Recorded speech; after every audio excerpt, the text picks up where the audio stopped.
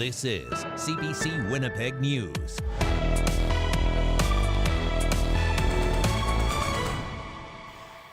Good evening. Thank you for joining us. The future of the Winnipeg Jets has of late been a hot topic. Ticket sales have bounced back in recent weeks, but they still aren't the big sellers they used to be. The team's ownership is now trying to win back support from fans during a winning season on the ice. All of this comes as NHL Commissioner Gary Bettman came to town today to meet with Jets co-owner Mark Chipman and business leaders in Winnipeg. The commissioner took questions from fans and reporters today. CBC's Josh Crabb joins us now live from Canada Life Centre with more on this Bettman visit. What did Gary Bettman say about his reasons, Josh, for coming to Winnipeg? Janet, NHL Commissioner Gary Bettman says he's just here as part of his annual tour around the league. He says the team isn't moving anywhere and he remains committed to this market. But his visit comes after Jets co-owner Mark Chipman told The Athletic in a story published last week the team needs to get back to selling 13,000 season tickets annually or else it isn't going to work here in the long haul. Now, according to that story, the team has about 9,500 season ticket holders right now. This arena where they're playing tonight holds just over 15,000 fans. Season tickets were capped at 13,500 when the team first moved back. Those tickets sold out within minutes. They're not quite up to the same demand anymore, and so this has become a concern now here in Winnipeg. So that was something that was talked about by Commissioner Bettman, and Manitoba, of course, has already lost an NHL franchise once back in 1996 under this commissioner's watch. Gary Bettman was reassuring in his remarks, but he did say that ticket sales are a key factor to the success of the Jets in the future. Here's a bit of what the commissioner had to say. I was quoted in 2011 saying, for this to work well, the building's got to be full, and that's true. And I know that Mark Chipman and David Thompson aren't interested in just surviving in the NHL. They want to thrive along the lines of how the team's playing this year. And this will get sorted out. I don't view this as a crisis, but I do believe, as with any team in any market, there needs to be collaboration between the community and the fan base and the club, and I believe ultimately it will be here. Now, a fan that we spoke with who previously had season tickets says they canceled mainly for financial reasons. They think that the team might be able to sell more tickets by making fans feel more valued and improving the fan experience here at Canada Life Centre. That fan says that they likely won't renew their tickets, but it's not completely impossible that they could be convinced to do that. The commissioner did say in his closing remarks that fans shouldn't be anxious. He encouraged them to get out and see a game. Janet, back to you. Thank you very much, Josh. That's our Josh Crabb reporting live tonight from Canada Life Centre. Okay, so we just heard NHL Commissioner Gary Bettman offer reassuring words about Winnipeg's NHL team. He's trying to kill speculation the league has any interest in moving the Winnipeg Jets.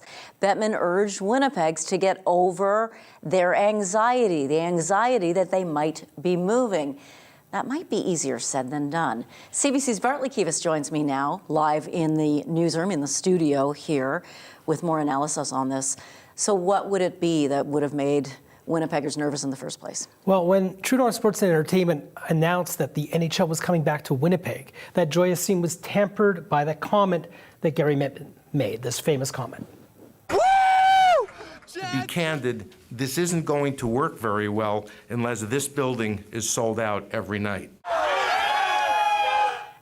For 8 seasons, the Jets did sell out almost every night, but ticket sales started to soften in 2019. Then came the pandemic and skyrocketing inflation, making it hard for some fans to justify spending money on NHL tickets. This was inevitable, according to Ottawa economist Glenn Hodson. Winnipeg was always going to be a challenging market long term, because of its size, less than 1 million people, income levels, and also the absence of some big head offices that would sort of buy the boxes and buy the advertising. So again, Bartley, just how bad is the situation now? Well, average attendance this year at Canada Life Centre for Jets games is about just a little bit over 13,000 fans. That's 2,000 below capacity. Some games are being sold at a discount. There are seats available for tonight's game against the St. Louis Blues for $29. Overall, ticket revenue for events at Canada Life Centre appear to be down 20% since 2019. That's based on city budget documents. The worst stat involves season tickets. When the NHL returned, 13,500 seats sold out in 17 minutes. True North Chair Mark Chipman told The Athletic the Jets have closer to 9,500 season ticket holders now. Okay, so again, is the team at any risk of leaving? No, I mean, the consensus is no, and that's from the economists that I spoke to. They say co-owner rather, David Thompson's pockets are too deep. True North has too much invested in downtown real estate in Winnipeg. There are government subsidies helping out the team, as well as revenue sharing money from the NHL. According to Norm O'Reilly, a sports business professor at the University of Maine, the league doesn't like to see teams move. Any commissioner in any league does not ever want a failed franchise or a relocated franchise. It's last resort. And you'd say, why? Well, first of all, it obviously is not a good sign on your leadership. But more importantly, it's a sign of the asset valuation of these clubs. So what more can the team itself, Bartley, do to make things better, do you think? True North has enlisted young business leaders to help sell more corporate tickets among their peers. Mark Chipman is also calling former season ticket holders, asking what he can do to win them back. Now, some of those fans may wonder why Winnipeg has to try so hard when the Arizona Coyotes play in front of 4,600 people every night. Gary Hodgson says that's because Gary Bettman is focused on the southern U.S. That's been his strategy for almost 30 years now, is to see growth in the league in the southern states. And Winnipeg, of course, is not a southern state. So I think it's fair to ask the question whether there's the same level of commitment to a Canadian market as to an American market. And unfortunately, I guess we're going to find out over the coming months and years. And that is a... Thank you very much for this, Bartley Kivas, reporting live in the studio. Nice to have you here. Happy to be here. Well, the folks in charge of promoting energy conservation in Manitoba may get a new expanded mandate, one that adds actively reducing customer demand. The CBC's Ian Fraze explains.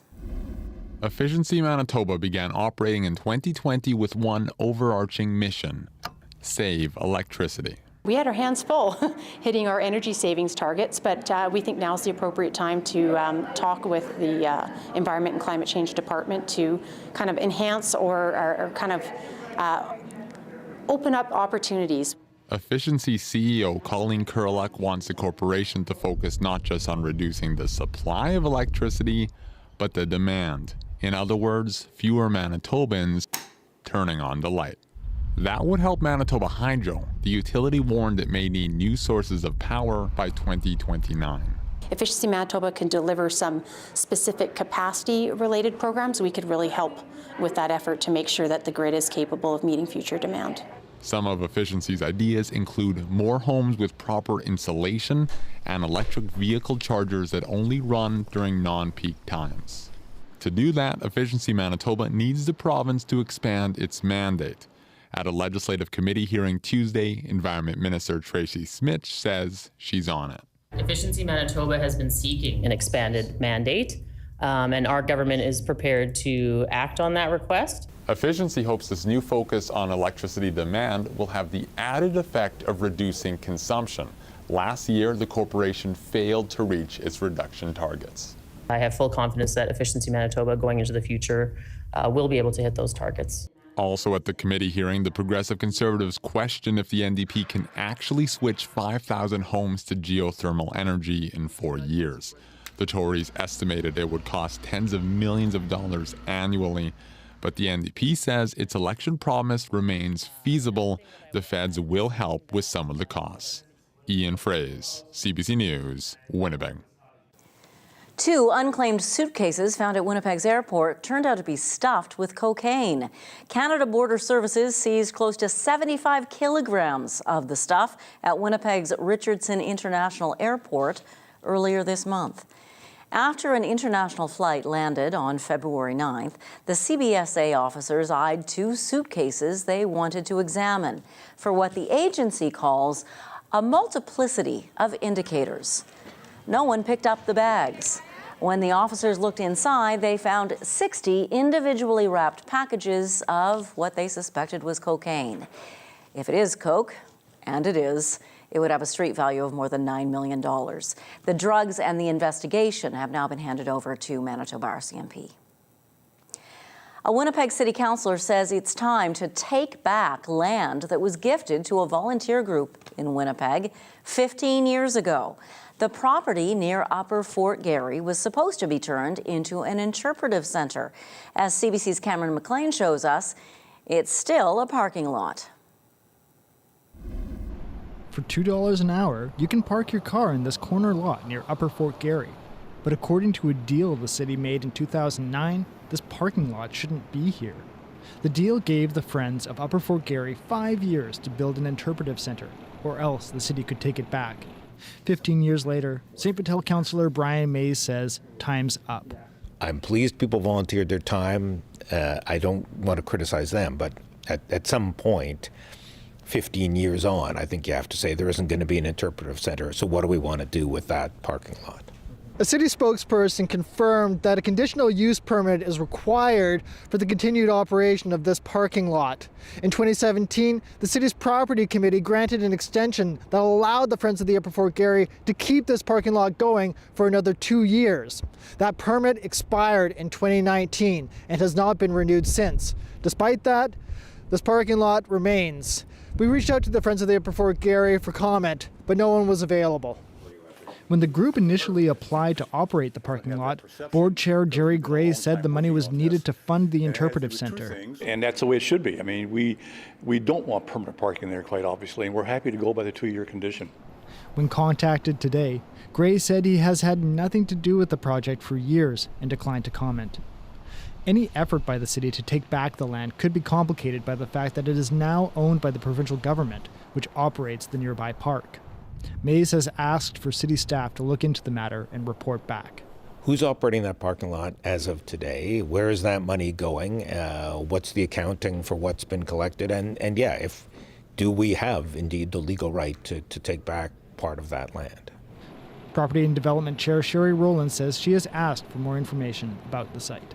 Cameron McLean, CBC News, Winnipeg. One inner city councillor says more needs to be done to keep downtown parks safe for the children who use them. Daniel McIntyre councillor Cindy Gilroy met recently with staff from daycares that regularly use parks and playgrounds in her ward, like this one, Central Park. They told her they find dangerous items littered around these public spaces. So much so, they now do daily perimeter checks to keep children safe. They're finding a lot of needles, and they're actually finding a lot of knives, machetes, so it's a huge concern for the daycares around there that are visiting the park, especially around Central Park. And machetes in a playground in a park. Gilroy wants to create a policy which would direct city staff to make cleaning those parks a priority. She says she'd also be open to working with community groups that would do park cleanup. Winnipeg police have issued a silver alert for a missing 81-year-old woman. Her name is Jessie Howell. She was last seen near Taché Avenue and Dollard Boulevard, or perhaps that's pronounced Dollard Boulevard, just before 7:30 this morning. She's described as 5'8", has a medium build, short white hair. Here's a picture of her. She was last seen wearing dark runners, a light-colored spring jacket, not nearly warm enough, and light-colored pants. Police are concerned for her well-being. If you think you've seen her, contact missing persons. Misericordia calls it its first foray into affordable housing. The health center just opened a 10-story apartment building for older adults in West Broadway. CBC's Emily Brass takes us inside. Misericordia Terrace celebrated its grand opening today, and we got to have a tour of the brand new facility. It started right here in the multi-purpose room where the party was held. There's also the library where people come to read or chat, play games, or do a puzzle. A patio with deck furniture in the summer, as well as places to check out the views from the 10th floor. The building is owned by the Misericordia Health Center, and it's connected by a skywalk. It's right on Wolseley Avenue between Sherbrooke and Maryland, a location that makes it attractive to 67-year-old Trish Cohen. There's a lot to see and to do in the area, really just within a few block radius, places that are very unique to this neighborhood. And then to have this here, a residence for older people within this neighborhood, I think is a real addition for everyone. The not-for-profit facility is for people 55 plus, and there are 97 units, much like this one. About a third of the suites are offered at a reduced rent for lower income residents, and those units have been going fast. With the discount, the prices are cheaper than most similar facilities in Winnipeg. Executive Director Cliff Olson says it's all about building a sense of community. The feedback we've gotten is people are saying, I feel younger, I feel more engaged, they're eating healthier than they've eaten in many years. Living in a place like this just gives you the opportunity to come down to dinner and make a new friend. Everyone is made to feel welcome, and they're made to feel that they're really at home. And I think I speak for everyone when I say that. We really feel at home here. About half of the units are still available to rent. Emily Brass, CBC News, Winnipeg. A Winnipeg City Councillor is pushing to keep Eldon Ross Pool open. About 50 people packed at Town Hall last night, worried it might close. They wanted to have their say about the city's proposal to perhaps close the pool. The city's draft 2024 budget said that attendance hasn't kept up with the costs of keeping the 40-year-old facility open. But people in the area say they want to keep it. It's one of their last recreation facilities in the area. Lisa Jenkins says Eldon Ross is a safe and accommodating place for her son Ethan, who has autism and is nonverbal. We need to have this pool for everybody. Seniors, a lot of seniors come to this pool, and I think it's really important that they keep it open for everybody, for youth, you know. The youth don't have any place to go to in the winter or the hot summer days. Just a place to go. I would like to hear back from the community at large what could be possible for this, because I don't want to just take something away and then not have anything at all. It's important for me that something remains in this community. That's Councillor Vivian Santos, who hosted last night's town hall. She plans to ask the city to keep Eldon Ross open for a year while a feasibility study is done.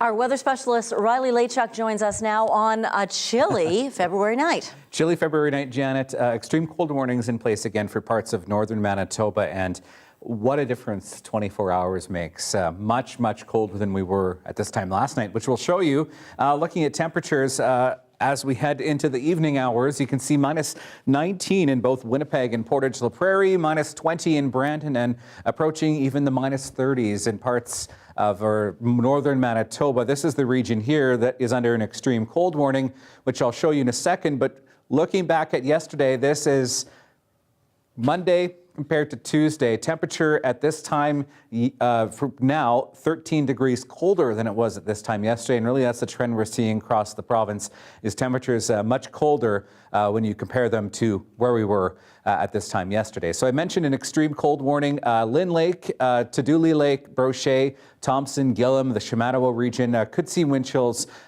feeling like minus 45 or colder as we head into the overnight period over the next few days. So we're looking at the cold lasting for a little bit here in Manitoba. Looking at satellite radar, this is the remnants of that Alberta Clipper and that Colorado low that brushed through as we started the work week. Behind that, high pressure keeping us nice and sunny. The trade-off, though, is much colder conditions as we head into the overnight period tonight. So starting Wednesday morning, bright sunshine right across Manitoba, and that's the theme as we get through until early Thursday morning. And then we see a warm front push through this, looking like could bring a few flurries to southern Manitoba, scattered in nature as we start the day on Thursday. Otherwise, we're looking at a mix of sun and clouds and more organized snow coming through northern Manitoba as we get into Friday. And the winds have really been the other story today.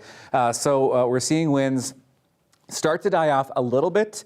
We'll see those continue to sort of lighten up as we get into the evening, into the overnight period. So by the time we start Wednesday morning, you can see winds pretty calm right across southern Manitoba, and that trend is going to continue, and really not a lot of wind to speak about as we get into Wednesday. Minus 19 north winds at 20. Yes, we're starting to see the winds start to lighten up a little bit, not as gusty as they were this morning, and that's the trend we're getting into for the next few days at least. Minus 24 overnight, wind chill making it feel closer to minus 37 in Winnipeg.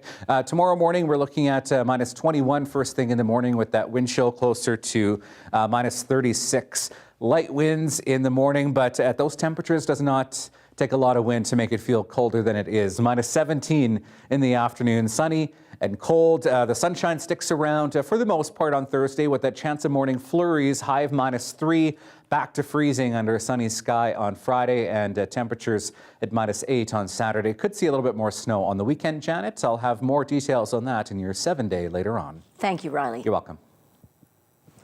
Steinbach has traditionally been known as a car city, but more and more people who live in and around that city say it's high time Steinbach had public transit. Gay Bose is one of those people. Thank you for joining us, Gay. Thank you for having me. You facilitate a group called the Southeast Equity Coalition. How is a transit system an equity issue? You know, transportation is crucial to the life and abundant life of people. It's a way of getting to your job. It's a way of accessing health care. It's the way of getting your food and your social engagement. It's a way of getting you to those places that can have your life be what you would want it to be, rather than being limited to what you can walk to. Steinbach's actually the biggest city in the Southeast. It is growing quite quickly, too. If you don't have a car in Steinbach right now, what are your options? Well, they're pretty limited. You can walk if you can. You can bike. You can get rides with your friends or your neighbors.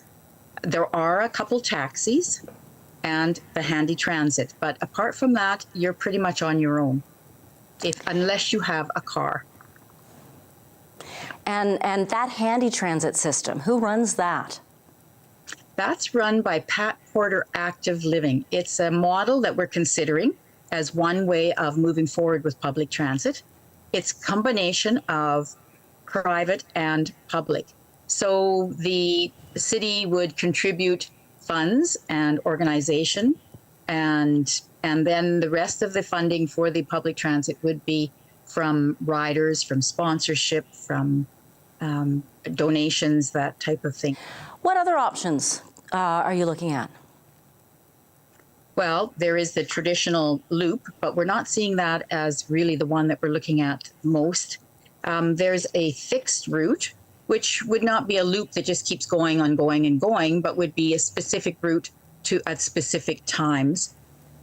There's a volunteer transportation program where the drivers are compensated for the miles they drive, but we've kind of already maxed that out. We don't have enough drivers for the demand. And then there's a flex route, which would be a hybrid of the on-demand and the fixed route. So there may be 1 or 2 fixed routes that go at certain times of the day, and the rest of the time it would be an on-demand system where people would call and get rides either to that fixed route or to the location where they're wanting to go. So what's the next step, Gay, toward making this happen? Well, we need to work together. I think that's the way things are going to happen. We need to talk, and we have to figure out what type of transit will work best in Steinbach. I like the idea of calling all the stakeholders together. The people that would benefit, the businesses that would benefit, the businesses that might be willing to contribute, and see what resources we have here in Steinbach at our fingertips already if we work together. And then look at other options for funding and such. But basically, there has to be a will, which I believe there is now, and that's the good news. And it's just to figure out how that can best work in Steinbach at this time with what resources we have now. Now, how quickly would you like to see this up and running? Something? Well, I would like to see it running soon, like tomorrow, but that's not going to happen. So realistically, if we can work together and have some conversations, and hopefully by next year we could have something in place. It would be lovely for it to be in place in the fall. I don't know whether that's realistic, but certainly a small portion could happen, I think, next year, because we have to start small. And then as we develop this transit system that works for Steinbach, then hopefully we can start dreaming bigger and figure out a way of accessing more. People need it. We've heard so many stories. So I'm hoping that it can happen soon. Gay Bose of the Southeast Equity Coalition, thank you for your time today. Thank you very much. There's word Israel and Hamas are moving toward a new deal, one that would release Israeli hostages in exchange for Palestinians being held in Israel and offer an extended ceasefire. More on this after the break.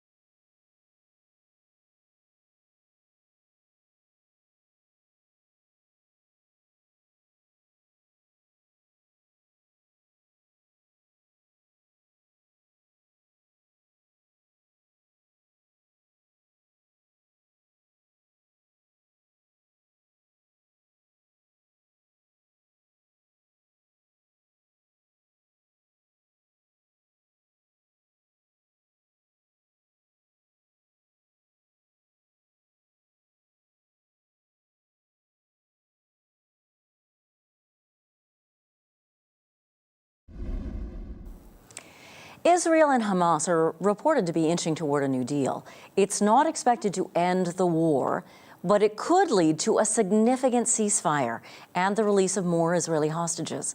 CBC's Abby Kuavasan has the latest. U.S. President Joe Biden says there's a possibility of a ceasefire by Monday, but his optimism not shared by the other actors involved. Qatar is helping mediate talks, and their foreign ministry says there is no agreement at this time. If there was an agreement, you'd see me here in a more cheer attitude. But till now, we don't have an agreement, yes, and we are still working on the negotiations. The proposal worked out with Israeli officials is now with Hamas. An official with the militant group says Biden's comments around a ceasefire are premature. An Israeli spokesperson says the deal is not done. Once we'll have something to make official, to announce, we'll make an announcement. That is not the case right now. We are still pursuing, as I said, diplomatic efforts behind the scenes. On a late-night U.S. TV show, Biden also said Israel has agreed to stop its military offensive in Gaza during Ramadan if all the hostages are released. As recently as Sunday, Israeli Prime Minister Benjamin Netanyahu said IDF troops will go into Rafah even if the hostages are freed by Hamas. He also confirmed this week that they have an evacuation plan to move 1.4 million Palestinians in Rafah, which has not been made public. The U.S. does not support the displacement of Palestinians. Biden's latest comments do focus on that unknown evacuation plan. Israel has slowed down the attacks in Rafah. They have to, and they've made a commitment to me. They're going to see to it that there's ability to evacuate significant portions of Rafah before they go and take out the remainder of Hamas. But it's a process. Reuters news agency is reporting the deal includes a 40-day pause in fighting, an exchange of Palestinian detainees for Israeli hostages at a ratio of 10-1, and more aid, which means 500 trucks for Gaza daily for the more than 2 million people in the enclave facing starvation. But the question persists. If Hamas is still demanding a full withdrawal of IDF troops and Israel says it must have indefinite control over Gaza for its own security, how can this gap be narrowed, if at all? Abby Kualdasan, CBC News, London. Finance Minister Chrystia Freeland's weekly economic update covered a number of issues today. Freeland and two of her cabinet colleagues talked about so-called green bonds, getting more competition into grocery businesses, and more federal spending to get more homes built. Today, I'm pleased to share that we're going to be rolling out agreements with 8 different home building organizations through this fund across Canada. It's going to involve a total investment of $123 million from the federal government, which we expect will yield more than 5,600 homes, affordable homes across Canada. The money will come from the government's existing Affordable Housing Innovation Fund. The builders will be developing and using new methods and new technologies to get homes built more quickly and more economically. The money will also be used to help young people get into the housing market through rent-to-own and shared equity programs. The government of British Columbia has issued a formal apology to members of the province's Doukhobor community. Decades ago, families from the Russian pacifist sect known as the Sons of Freedom were torn apart in a dispute over education and language. CBC's Lindsay Duncombe has the story. This is an incredibly emotional day for Doukhobor survivors and their descendants. About 24 came here to Victoria to hear the apology. They gathered on the steps of the legislature and sang and prayed in Russian, a language they were not allowed to speak as children. Many had waited decades to hear this apology from BC Premier David Eby. Today, on behalf of the province of British Columbia, we acknowledge and apologize for these past injustices. The children were Doukhobors, Russian Christian pacifists. A Doukhobor group known as the Sons of Freedom clashed with government and law enforcement. They didn't want to send their children to public school, so the government captured the kids and forced them to live in a former tuberculosis sanitarium. They could only see their parents twice a month, and families were separated by a chain-link fence. This is where the healing's going to start. They'll apologize, compensate me. 78, I could enjoy my life. Apology was great. Compensation, a slap in the face. This apology comes with $10 million in compensation. Now, that money is earmarked for healing and for education. But for some survivors, it's not enough. They want to see checks cut to them. They want personal compensation. And they say that is a fight they're going to continue. Lindsay Duncombe, CBC News, Victoria. Tenants of a retirement residence in Ottawa are speaking out. They say they were offered big incentives to move in, incentives that amounted to thousands in monthly savings. But after they'd moved in, they were told those offers were being revoked. Nicole Williams has the story. Eliane Bouchard never thought she'd have to move again. But in just over a month, the 91-year-old will be packing up her studio apartment for another seniors' home. I'm broken. I'm very broken, and I need help, H-E-L-P. The cost of her current place is going up by almost $1,000 per month. Bouchard is one of 3 tenants of a retirement residence in Ottawa who says their monthly fees are skyrocketing. My pension is $2,900, and I knew about 4 years to stay here. I won't have any more saving. Their landlord, Alavita Lifestyles, is removing what it calls a marketing discount promised to some tenants when they first moved in, but not included on the lease a timeline for how long it would last or what the discount covers. While most rent increases in Ontario are regulated, that rule doesn't apply to fees like those for meals and other services at seniors' residences. I just felt like my world had dropped out. 80-year-old Catherine Elliott says she also has no choice but to move. Her rent and her service package increasing by about over $1,000 a month. I could not possibly stay here with that kind of a price. I live on a pension, right? I don't have that kind of money to throw around. 82-year-old Penny Eccles says she has no plans to pay the extra costs and is seeking legal advice. Experts say that fight might be a tough one. It's very important that the tenant read any agreement put before them very carefully and make sure that they understand the rent that's being charged and what is included in that rent. Officials with Alavita Lifestyle say those discounts were never supposed to be permanent. Adding with those rental restrictions, it needs other ways of raising revenue to keep up with inflation. Nicole Williams, CBC News, Ottawa. Whoa, look at that. A windy and wild attempt to land a plane in heavy crosswinds. We'll show you more of this in just a moment.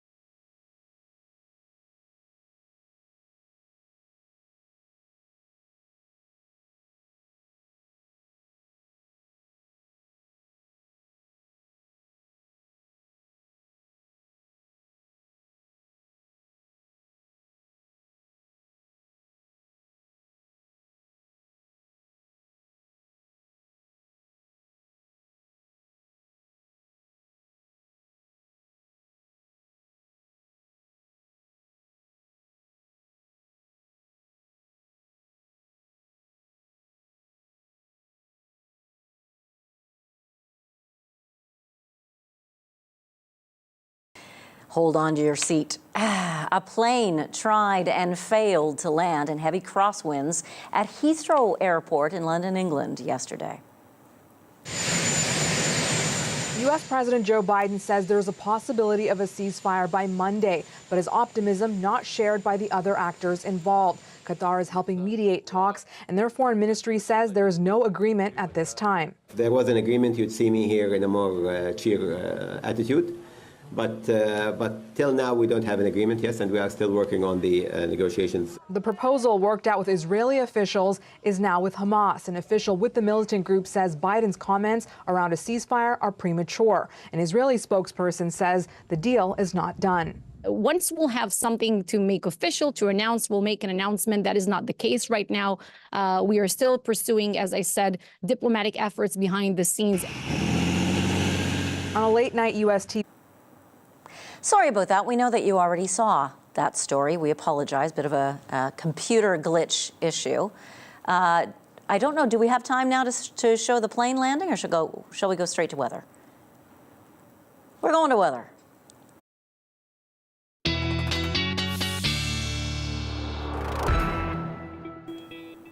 So the plane, first attempt couldn't make it, had to come in for a second attempt because of a big crosswind, landed safely. Everyone's fine. Great. Big crosswinds here today. Big crosswinds here today, too. We'll get right into it.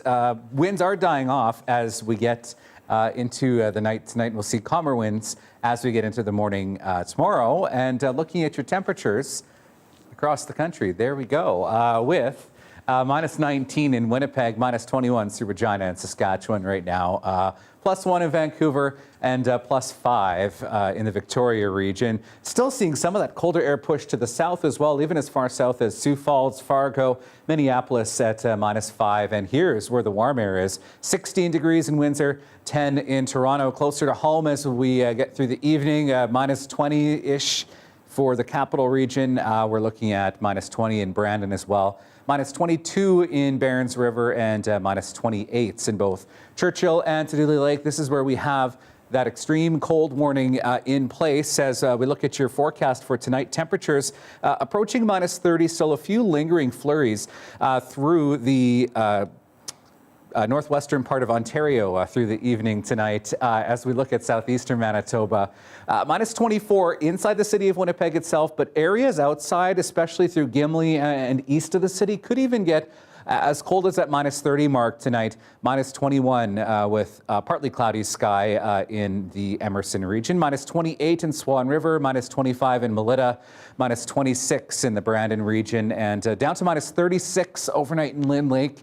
Minus 35 in Thompson, of course. Not a lot of wind, but even with the wind we do have, exposed skin could freeze in a matter of minutes. So do take care outside tonight. Minus 20 in Island Lake tomorrow.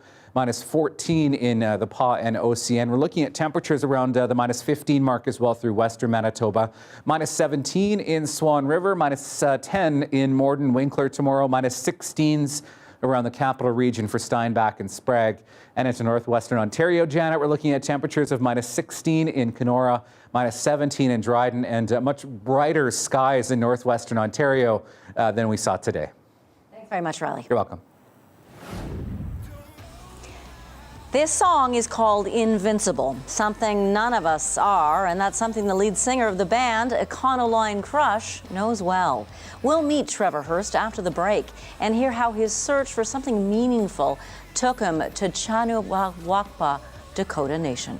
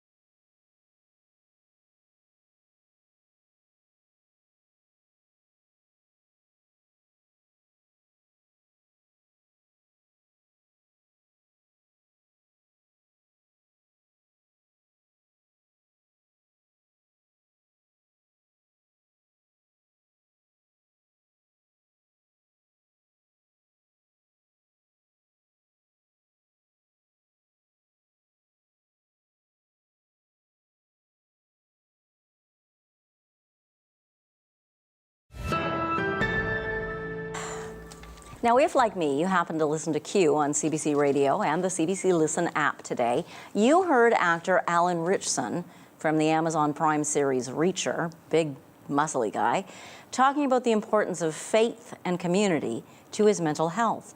Those same themes emerged in a conversation I had recently with Trevor Hurst. He fronts Econoline Crush, a band that had Juno nods and platinum sales in the 90s.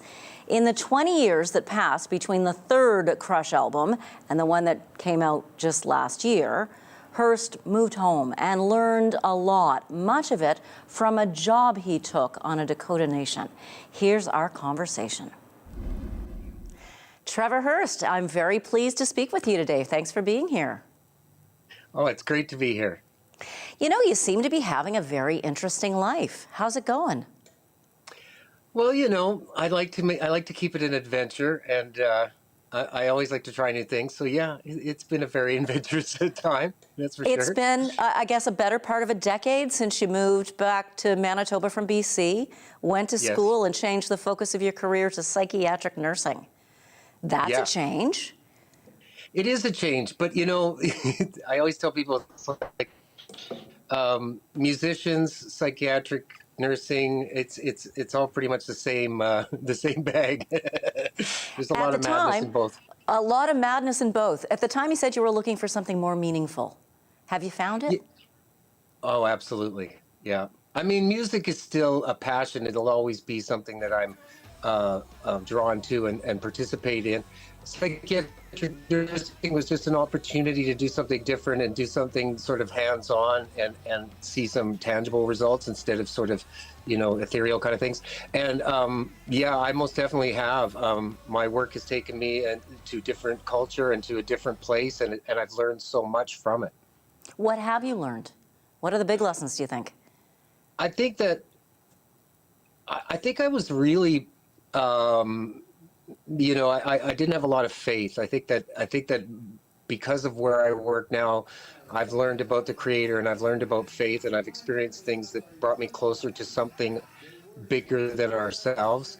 I also think that humility and gratitude will get you a lot further in life than, you know, chutzpah, even though chutzpah is required. But like, I just feel that I've learned a lot about gratitude and how to just accept what you have right in the moment and live in the moment. And I think that's one of the biggest lessons probably for me, is just to learn to live in the moment and be grateful for what you have.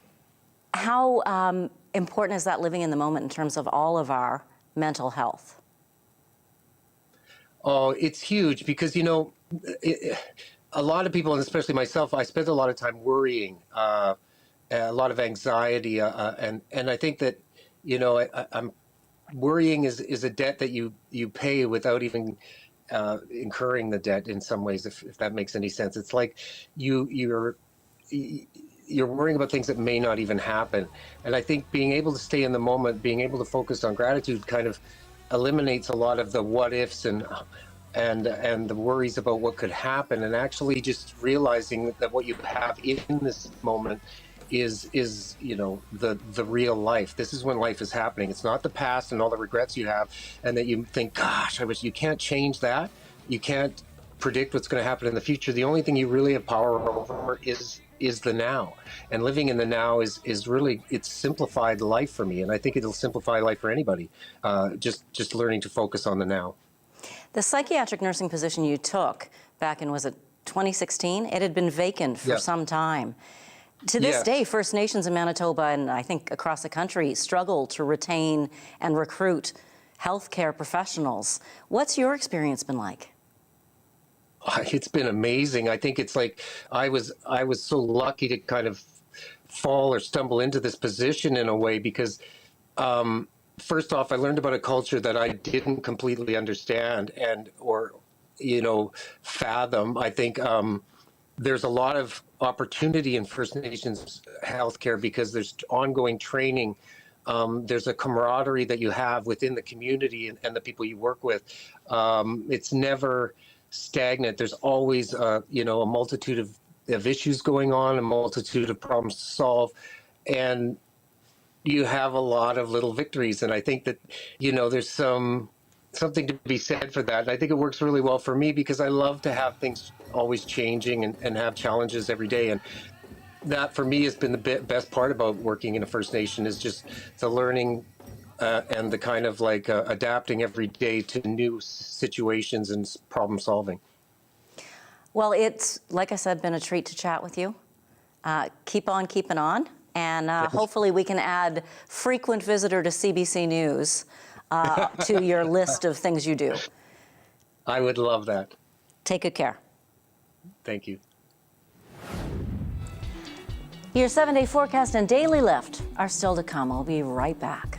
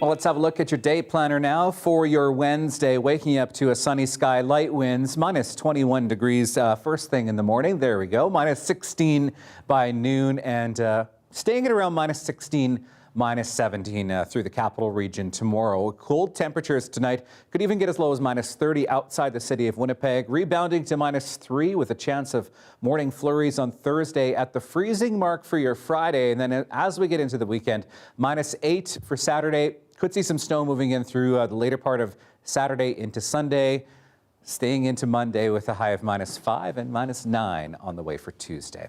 Well, a young lacrosse player from Wahpeton, Dakota Nation in Saskatchewan is feeling pretty good about a big win overseas. And he's also excited about the warm welcome he received, and that is tonight's Daily Lift.